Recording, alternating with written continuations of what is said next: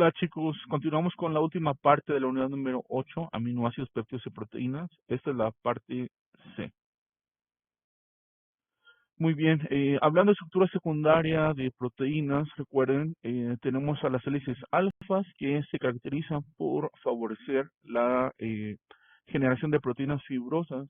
Vemos aquí en la imagen, déjenme poner el láser, una espiral de formada por dos hélices alfas. Esta sería una hélice alfa y esta es la otra hélice alfa. Entonces, pueden formar estas hélices alfas, espirales con dos hélices, pueden formar protofilamentos. Esto consiste en un par de espirales idénticas a la anterior que vimos aquí. Esta que está aquí sería una verde y esta otra vez que está aquí sería una amarilla. Pueden formar filamentos. Los filamentos ya son estructuras más complejas, formadas por cuatro protofilamentos enrollados, como se ve aquí en la imagen. En cuanto a la estructura terciaria de proteínas, recuerden que se estabilizan mediante interacciones no covalentes, de tipo puentes de sulfuro, puentes de hidrógeno, que son estas líneas punteadas aquí. Estas, recuerden, se generan entre las cisteínas. Estas bolitas verdes de la estructura de la proteína son cisteínas, que forman aquí las cistinas al generar los puentes de sulfuro, o también pueden formarse por interacciones no polares de tipo hidrofóbicas. Todo esto ayuda a estabilizar la estructura terciaria de una proteína. Bien, vemos aquí estas fuerzas que estabilizan la estructura terciaria. Dijimos, para empezar, puentes de sulfuro, puentes de hidrógeno, también tenemos atracciones electrostáticas, tenemos interacciones hidrofóbicas, como vemos aquí en la imagen. Todo esto estabiliza la estructura terciaria de las proteínas.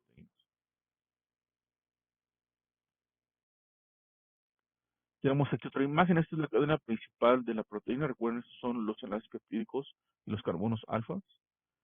Aquí tenemos un puente de hidrógeno, interacciones hidrofóbicas y fuerzas de Van der Waals, puentes de sulfuro, interacciones iónicas. Todos estos son interacciones, por supuesto, no covalentes. Siguiendo con la estructura terciaria de proteínas, que vemos una comparación entre la mioglobina a la izquierda y la TPI o trofosfatoisomerasa a la derecha. Vemos en este caso el lado izquierdo de la imagen que esta estructura está formada básicamente por hélices alfas, eh, donde termina aquí, esta sería la parte de una hélice, y aquí en este codo termina la hélice. Aquí ya en esta parte no hay una hélice como tal, sino que este es un conector que permite en la siguiente brazo de la proteína continuar con una segunda hélice alfa en esta parte de acá.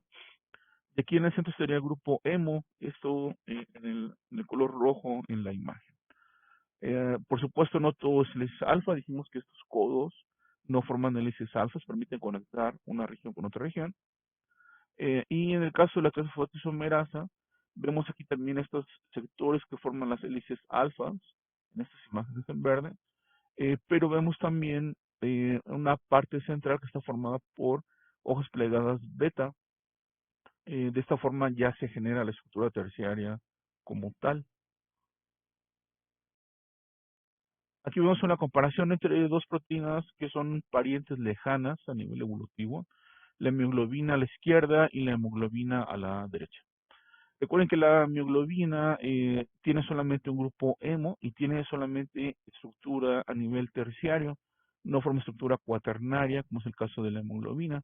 La hemoglobina, al ser cuaternaria, tiene dos cadenas alfas aquí en azul y dos cadenas betas en el adulto en color rojo. En el niño, recuerden, serían cadenas gamas junto con las alfas en vez de las gamas en vez de betas. En el caso de la mioglobina, dijimos solamente hay un grupo hemo, a diferencia de la hemoglobina que tiene cuatro grupos hemos, uno en cada subunidad. De esta forma, la hemoglobina es un ejemplo de estructura a nivel terciario y la hemoglobina a nivel cuaternario. Recuerden que por esta razón la hemoglobina es menos eficiente en cuanto al transporte de oxígeno. La hemoglobina está solamente en el músculo estriado y cardíaco. El músculo liso no tiene mioglobina.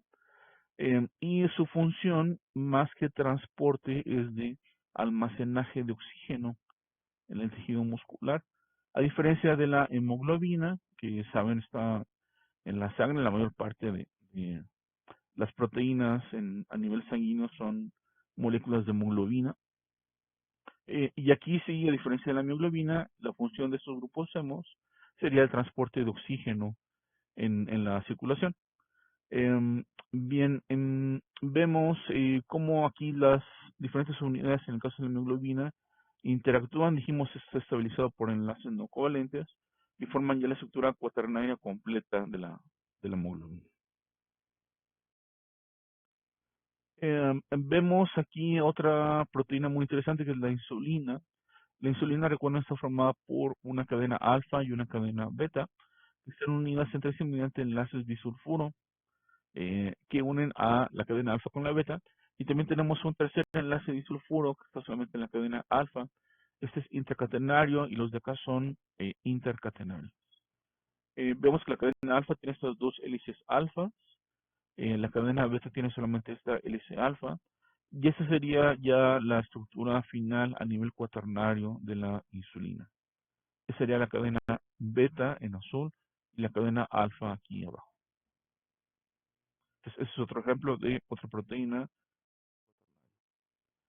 Y en cuanto a las estructuras, recuerden la estructura primaria simplemente qué residuo va después de cuál, en cuanto a la secuencia de aminoácidos. La estructura secundaria, dijimos, tenemos a la hélice alfa y a la hoja plegada beta.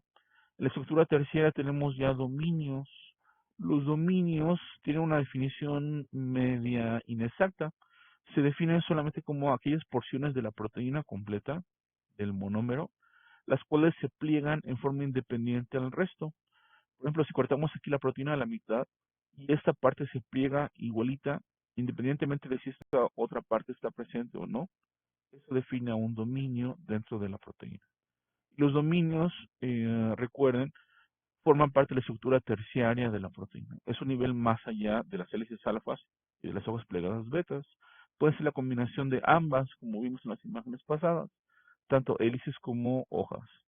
En que tenemos más de una unidad, dos o más unidades, ya como dijimos en el caso de la insulina, de la hemoglobina, hablamos ya de estructura cuaternaria, donde se implica el ensamblaje de dos o más subunidades. Bien, en cuanto a las proteínas fibrosas, tenemos a la queratina.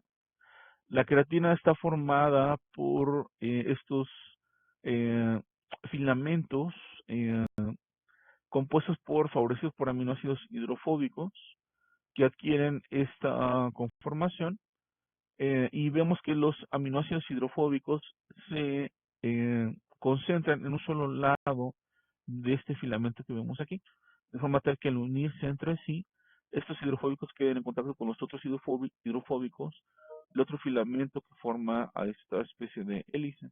Entonces, si vemos aquí a los aminoácidos desde la parte de arriba, estos serían los hidrofóbicos y estos serían los hidrofílicos. Entonces, cuando se unen esta parte con la otra cadena que está acá, los hidrofóbicos quedan en contacto.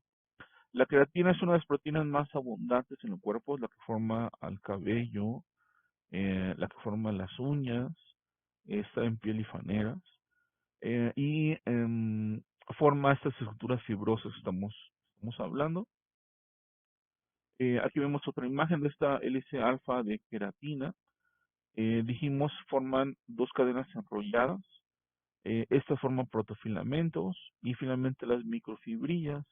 Aquí vemos la estructura de un cabello formado por estas microfibrillas que al agruparse forman macrofibrillas dentro de la estructura del cabello. Y la queratina posee muchos cisteínas en su estructura, una gran parte, hasta una cuarta parte de los residuos totales de la hélice alfa de queratina son cisteínas. Y entonces esto ayuda a formar puentes de sulfuro entre las diversas hélices alfas que forman a la queratina. Y eso tiene relación con el tipo de cabello que se genera. Esto no determina si el cabello es chino, lacio, por ejemplo. Eso se determina más bien por la forma del folículo piloso que está en la dermis, en la epidermis. Y entonces, lo que determina más bien si el cabello es lacio o rizado, tiene que ver con la cantidad de puentes de sulfuro que se generen entre los enlaces ahí de estas cisteínas presentes en la queratina. Aquí estamos viendo esa imagen. Este es el pelo lacio. Aquí tenemos pelo rizado. Aquí la diferencia está que los puentes de sulfuro son 1 a 1 en esta relación y esto no genera curvas o rizos, como lo vemos en la imagen de la derecha. Aquí tenemos cistinas que no están formando puentes de sulfuro, esto está reducida, por ejemplo. Entonces, esta otra se enlazó con esta otra de acá. Eso genera una curvatura y esto ya favorece la generación de los rizos en el cabello. También tenemos puentes salinos, puentes de hidrógeno, en adición a los puentes de sulfuro, que explican las diferentes formas de nuestro cabello. El colágeno es otra proteína fibrosa, es la más abundante en vertebrados, hasta un 30%, y es el principal componente del tejido conjuntivo, donde proporciona fuerza y resistencia a nivel estructural. El colágeno, como ustedes saben, está en el tejido conectivo, en tendones, cartílagos, ligamentos, en matriz orgánica de huesos, en córnea. Tenemos tres tipos, básicamente. El 1, que está presente en tendones, en huesos y en piel. El 2, en cartílago. Y el 3, en vasos, en piel de recién nacido y en pared intestinal. También es otra cosa. Aquí vemos cómo en la secuencia primaria de colágeno, empezando desde el extremo amino hasta el carboxilo en esta parte de abajo, eh, tiene estas glicinas, las cuales tienden a agruparse cuando hacemos esta alineación. Vemos aquí estos segmentos de glicinas están conservados a nivel evolutivo y eso es muy importante en cuanto a la estructura terciaria de las fibras de colágeno. Recuerden que se unen también con otras fibras de colágeno y para darle la resistencia y la elasticidad al tejido conectivo. Aquí vemos otra imagen de las fibras de colágeno. Estas son las glicinas que dijimos, que vimos en la imagen pasada, que tienden a repetirse cada tantos residuos. Glicina aquí, glicina, glicina. Y esto es importante para la conformación y la unión entre las hélices alfas para formar las microfibrillas dentro de la fibra de colágeno. Aquí vemos las hélices alfas vistas desde el frente, por eso se ve como un túnel aquí en el centro. Esto que está aquí alrededor son las hélices alfas, formadas ahí por el colágeno, y las glicinas son estos residuos que están en rojo, que se ven aquí en la parte central. Esto, repito, ayuda a la formación ahí de la fibra como tal del colágeno. Dijimos hay varios tipos de colágeno, los principales son el 1, el 2, el 3, y hay diferencias en cuanto a su composición. Por ejemplo, el colágeno tipo 1 tiene pocas hidroxilicinas y tiende a estar escasamente glicosilado, forma fibras más anchas. Dijimos el tipo 1 está en tendones, en hueso, en piel, ligamentos, y es el principal en el cuerpo. Es el 90% del colágeno del organismo. El tipo 2, a diferencia del 1, tiene muchas hidroxilicinas, está altamente glicosilado y forma fibras más delgadas, a diferencia del tipo 1 que son más anchas. Y el tipo 2 está principalmente en cartílago, humor vítreo, discos intervertebrales. Estos son los restantes tipos de colágeno. Aquí vemos el precursor de colágeno. En el lado izquierdo de esta imagen es una cadena, se llama cadena alfa. Entonces tiende a formar tres, o unirse con otras dos cadenas para formar esta estructura de triple hélice que se llama procolágeno. Luego viene otra peptidasa que corta aquí los extremos y ya se genera la estructura más condensada de la molécula de colágeno. Dijimos que estas triples hélices se ensamblan y forman la fibrilla de colágeno y finalmente la fibra ya como tal de colágeno en el lado derecho de la imagen. En cuanto a las proteínas globulares, recuerden, a diferencia de las proteínas fibrosas, las globulares son solubles en agua, están disueltas en el citosol sin ningún problema. Y vemos aquí la estructura terciaria de una proteína globular. Aquí son muy importantes los puentes de sulfuro, interacciones hidrofóbicas, eh, puentes de hidrógeno, ya que de esta forma, al plegarse sobre sí misma, Las regiones más hidrofóbicas quedan orientadas hacia el centro del globo o de esta proteína globular, y las más hidrofílicas quedan orientadas hacia afuera, y esto ayuda a que sean estables al estar en solución, en el agua, en el sitio. Bien, en cuanto a las proteínas, algo muy importante es su purificación. Estos métodos de purificación permiten entonces concentrar a las proteínas y tener ya una gran cantidad de la misma proteína concentrada en una muestra. ¿Para qué queremos hacer esto? Por ejemplo, para hacer cristalización. Recuerden que para hacer cristalización, este es el requisito para hacer cristalografía de rayos X. Tenemos que formar cristales, y como requisito para hacer esto y poder ver la estructura terciaria y cuaternaria de una proteína, se requiere que la proteína esté lo más pura posible. Entonces, en cuanto a métodos de purificación, tenemos los de baja resolución y los de alta resolución. Los de baja resolución implican a la precipitación con sales, con temperatura y con pH, y como dice su nombre, no son tan eficientes para purificar a un tipo específico de proteína. Y tenemos ya los de alta resolución, que son cromatografía, que implican la filtración en gel, intercambio iónico por afinidad, y tenemos electroforesis, que pueden ser no naturalizante y por isoelectroenfoque. Vamos a hablar de esto a continuación. Bien, en cuanto a las proteínas, recuerden que hay una gran variedad en sus características. Vimos una tabla de Lehninger donde nos muestra algunos ejemplos de proteínas. Tenemos aquí el peso molecular en Daltons, el número de residuos que la conforman y el número de cadenas del polipéptido. Todos son en su mayoría monómeros, hablamos de estructura terciaria, ya que tenemos dos o más unidades, ya hablamos de estructura cuaternaria, recuerden. En este ejemplo tenemos a la glutamina sintetasa de la E. coli, que tiene hasta 12 unidades, por lo tanto es una proteína cuaternaria. Tenemos proteínas muy pequeñas, como es el caso del citocromo C del humano, que tiene un peso de 13 kilodaltons y que tiene solamente 104 residuos, y es en este caso un monómero, es una estructura terciaria del citocromo C. Entonces vamos hasta el extremo de la tabla con la titina. La titina en nosotros es una proteína que está ayuda ahí a unir proteínas del músculo al sarcolema, que es la membrana de la célula muscular. Es la proteína más grande que se conoce en nuestro cuerpo. Tiene un peso de cerca de 3 millones de daltons y tiene cerca de 27.000 residuos. Es una proteína gigante. Es de las que tienen los exones y los centrones más largos en nuestro genoma. Y también es un ejemplo de un solo monómero. No tiene unidades. Solamente es un solo monómero. Esta es la titina, este es el músculo, y es la proteína más grande que se conoce en nosotros.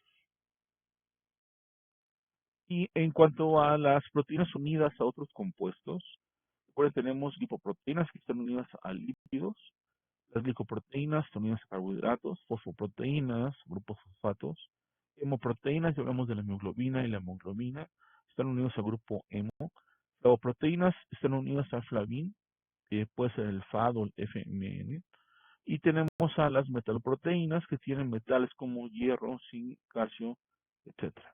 Tenemos aquí en la columna de la derecha diversos ejemplos de cada uno de estos grupos. Estos son proteínas conjugadas. Eh, Separamos a las proteínas tipo B, que tienen un peso a lo mejor de 10 a 7 kilodaltons.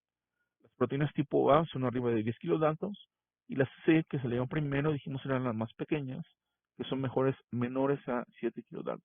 Entonces tomamos la fracción B de nuestras proteínas, que repito, comenzamos a lo mejor con un homogenado de hígado. 5 y 6 del paso previo, pasamos a la siguiente cromatografía. Los ponemos aquí arriba, abrimos la fase móvil, la llavecita de abajo, y empieza la ilusión. Aquí las primeras proteínas que salen son las más grandes.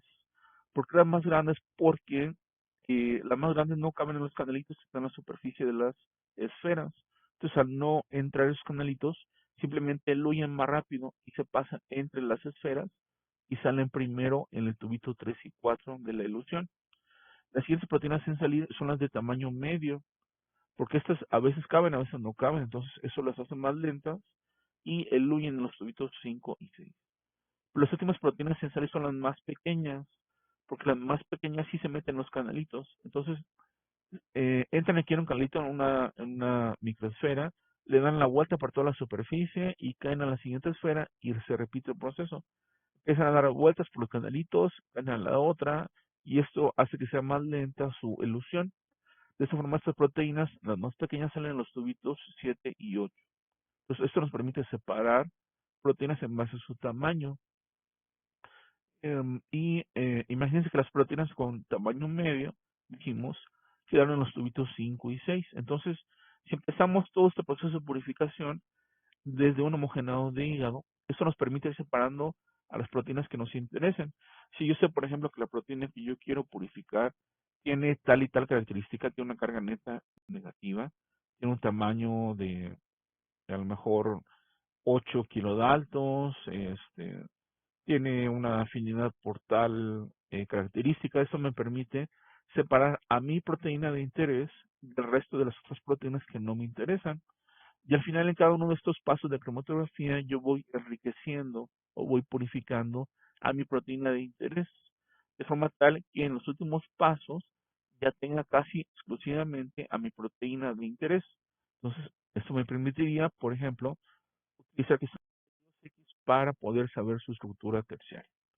Imagínense que ya nos quedamos con los tubitos 5 y 6 del paso previo y ahora vamos a utilizar lo que se llama cromatografía por afinidad. Esta cromatografía por afinidad implica el uso de anticuerpos.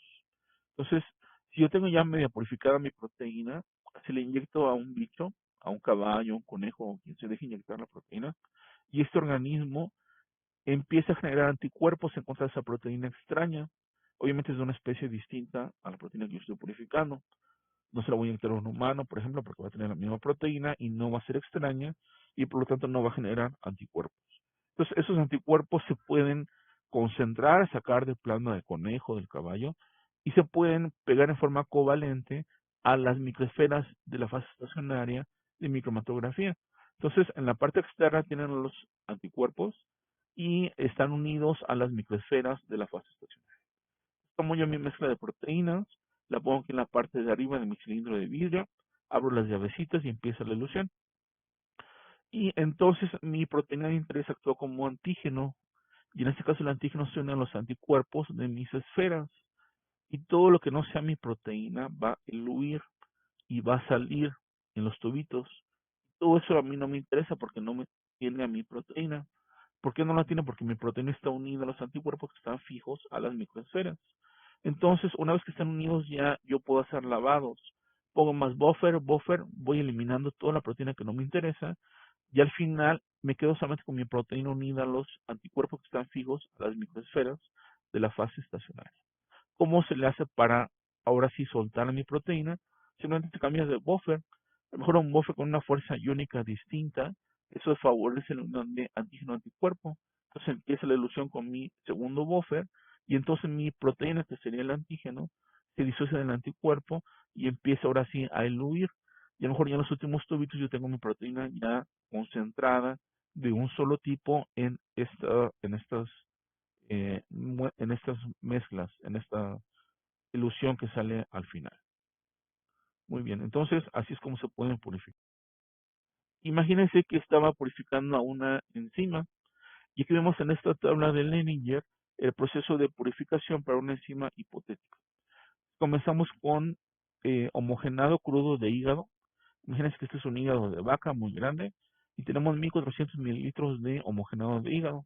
Aquí obviamente hay mucha proteína, hay 10.000 miligramos de proteína total, pero aquí hay de muchos tipos de proteínas obviamente. Pero a mí me interesa solamente un tipo de proteína que es mi enzima. Entonces, si yo ensayo a mi enzima, tendría actividad total de 100.000 unidades porque está mi enzima presente. Pero cuando yo divido la actividad total sobre la proteína total, tengo la actividad específica, que esto nos habla de qué tan concentrada está mi enzima dentro de toda esta mezcla grande de proteínas distintas. Entonces, al dividir 100.000 sobre 10.000, me da resultado de 10, la actividad específica que es bajita. ¿Por qué es bajita? Porque hay muchas enzimas que no son la que me interesa a mí. Repito, esta actividad es de mi enzima en específico. No me interesan las demás enzimas. Bien, en el siguiente paso, precipita con sulfato de amonio. Aquí donde estamos de muchas proteínas, por ejemplo, que no son tan hidrofílicas, y tenemos una fracción con 280 mililitros. Entonces ya la bajamos de litro y medio a 280 mililitros y aquí hay 3000 miligramos de proteína total. Pero aquí sigue estando mi enzima.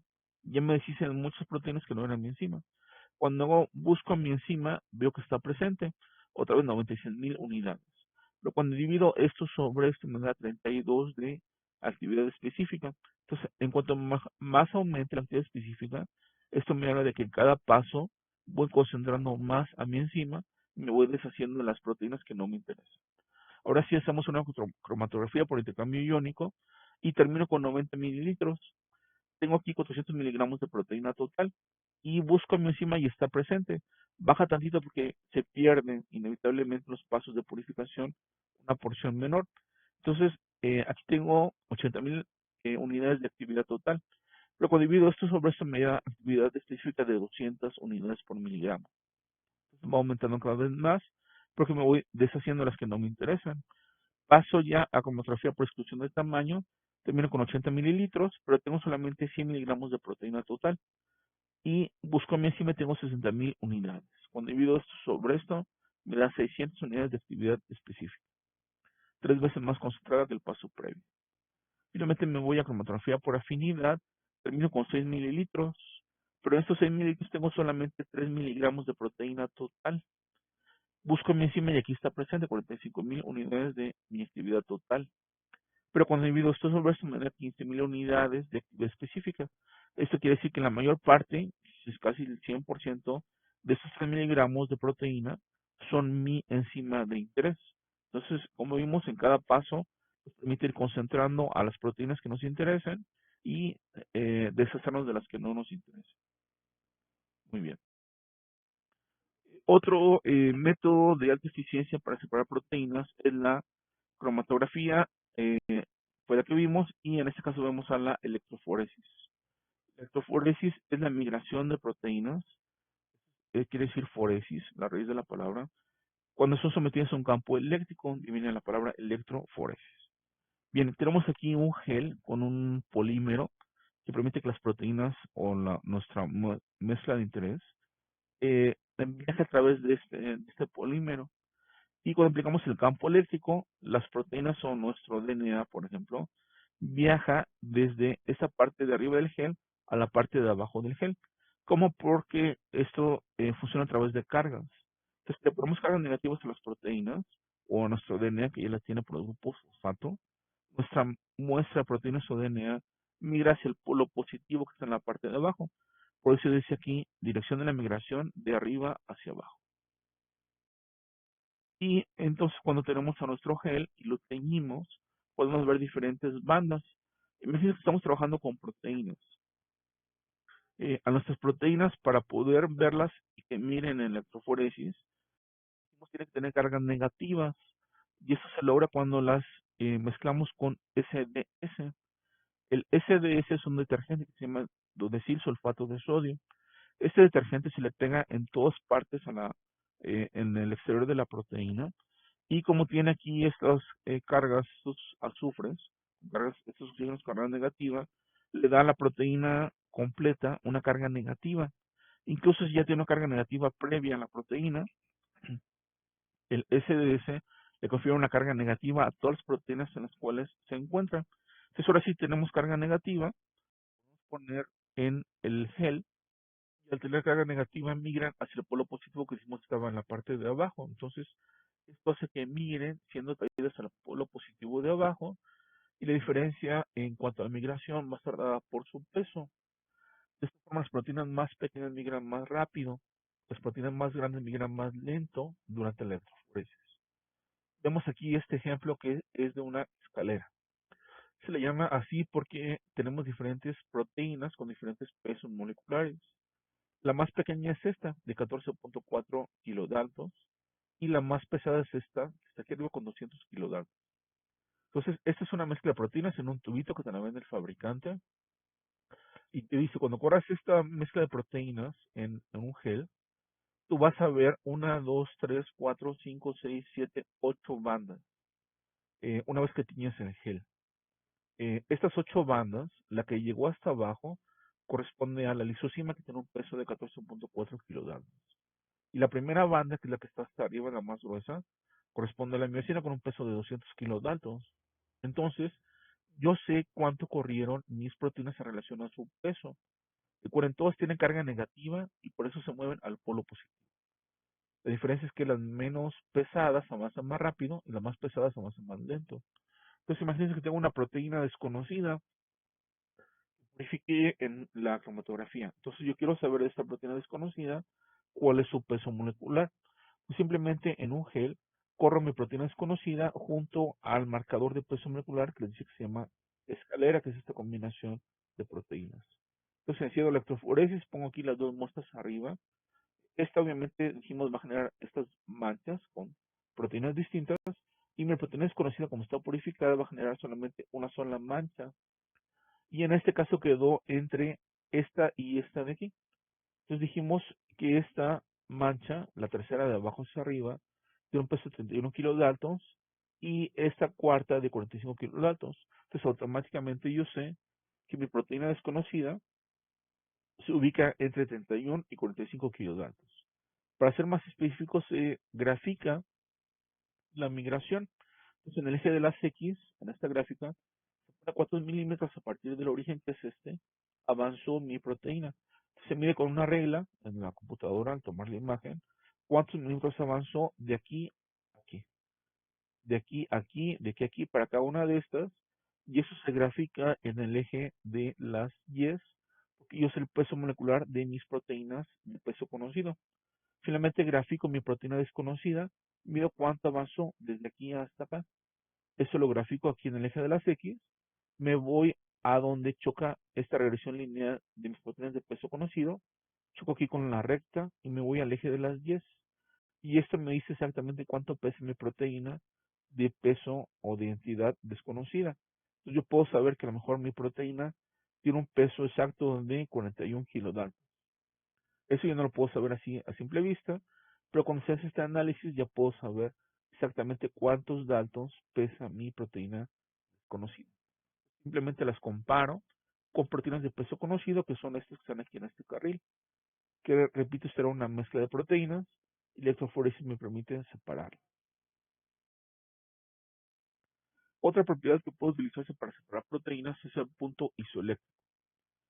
Recuerden que las proteínas tienen diferentes puntos isoeléctricos dependiendo del medio, del sitio en el cual trabajen, en el cuerpo y en la célula. Entonces, esto es como una huella digital para cada una de las proteínas. La hemoglobina, por ejemplo, tiene un punto isoeléctrico de 7.0, la hemoglobina de 6.8, son distintas entre sí. ¿Y qué determina el punto isoeléctrico? La secuencia primaria de la proteína. Entonces, la secuencia primaria es distinta, lo más probable es que el punto isoeléctrico sea distinto entre las proteínas, aunque hay algunas que se parecen mucho, pues son proteínas distintas, pero comparten a lo mejor un punto isoeléctrico muy parecido. Entonces, el punto isoeléctrico se puede utilizar como otra propiedad para separar, y eso se hace en la electroforesis bidimensional o isoelectroenfoque. Vemos aquí esta electroforesis bidimensional. Para empezar, partimos de un cilindro de vidrio, ponemos un gel especial. Este gel tiene aquí una solución de anfólitos. Estos anfólitos se separan entre sí de acuerdo a su carga eléctrica. Entonces, si ponemos este gel, se hace la mezcla, se mete al micro para que se caliente, ya pasa a estado líquido, se vierte aquí en el cilindro de vidrio, y a la hora que está solidificando este gel, se le aplica un campo eléctrico, carga positiva aquí abajo, carga negativa arriba. Entonces esto va a hacer que esta solución de anfólitos genere un gradiente de pH, con pH menor en la parte de abajo y pH mayor en la parte de arriba. Entonces esto va a ser un cambio gradual de pH. Repito, esto solamente para el gel. Una vez que ya este gel solidificó, ponemos ahora sí nuestra solución de proteínas en la parte de arriba. Imagínense que ahora sí estamos trabajando con hígado de un paciente con cáncer. Entonces tenemos el paciente con esta muestra. Recuerden que el cirujano, cuando extirpa un tumor del hígado, toma también una parte circundante de tejido sano para asegurarse de que el tumor se elimine por completo. Entonces tenemos dos muestras ahí de esa biopsia. La parte que tiene el tumor y la parte de tejido sano que no tiene el tumor. Entonces imagínense que tomamos cada una de estas partes por separado, les vamos a analizar en este gel. Entonces tomamos el homogenado del hígado con el tumor, lo ponemos aquí arriba, encendemos el aparato de electroforesis, o sea, ponemos el campo eléctrico, y las proteínas que estaban aquí arriba empiezan a migrar y se van a detener en el momento en el que encuentren su pH correspondiente al punto isoeléctrico. Como es en la tabla previa, las proteínas tienen diferentes puntos isoeléctricos, entonces esto hace que algunas proteínas migren hasta la parte de abajo, que es más ácida, y otras se quedan en la parte de arriba, que es más básica. Entonces, esto nos permite separar las proteínas en base a su punto isoeléctrico. Una vez que lo alcanzan, se detiene la migración y ya no se mueven en el campo eléctrico. Una vez que se separan por esta primera dimensión, que es el punto isoeléctrico, pasamos a una dimensión. Tomamos el cilindro de gel, lo sacamos y lo ponemos encima de otro gel que tiene esta forma aquí rectangular. Solo que este gel tiene SDS, es decir, sulfato de sodio. Entonces, todas las proteínas que lo estén en contacto con SDS, dijimos, adquieren carga negativa. Y esa carga negativa permite, aunque independientemente de que sean negativas desde un inicio, van a tener carga negativa. Esa carga negativa hace que miren hacia el polo positivo que está aquí abajo.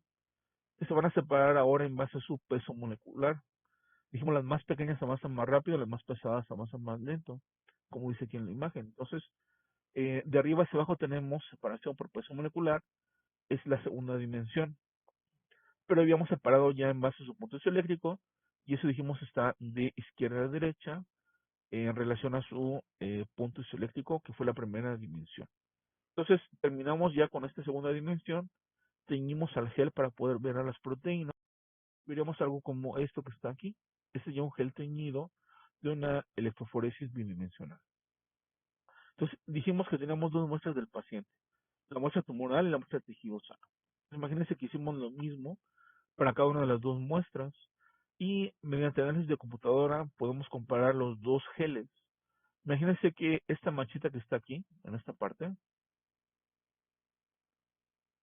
esta de aquí, está en el tejido tumoral, pero no está en el tejido sano, cuando comparamos los dos geles. Entonces, esta proteína me interesa saber de qué proteína se trata. Puedo tomar con un bisturí cuidadosamente, la recorto del gel y la mando a secuenciar. Y la secuenciación me dice que se trata de X proteína específica. Entonces yo puedo saber si esa proteína ya se ha descrito su asociación con el cáncer de hígado. Entonces, imagínense que sí sale asociada, es una proteína que se sabe que su mutación, su alteración, favorece el cáncer de hígado. Entonces yo puedo saber, puedo tomar, ya que sé de qué proteína se trata, puedo secuenciar al paciente con cáncer y efectivamente puedo comprobar que esa es la proteína que tiene la mutación. ¿Y esto para qué me sirve? Por ejemplo, para tomar a los hijos de este paciente y secuenciar esa proteína específica del hígado. Entonces yo puedo saber qué hijos tienen esa mutación también y yo le puedo recomendar a esos hijos, aunque estén chicos, quizá después de los 30, 40 años, hacerse una tomografía cada año para estar buscando cualquier tumoración a nivel hepático. Este es un ejemplo de cómo se puede utilizar la electroforesis bidimensional y cómo nos sirve esto para el tratamiento y la prevención en este tipo de pacientes. Muy bien. Bueno, pues terminamos, chicos, con esta unidad, en la unidad número 8. Si hay dudas, por favor, las dejamos para la sesión de preguntas y muchas gracias por su atención.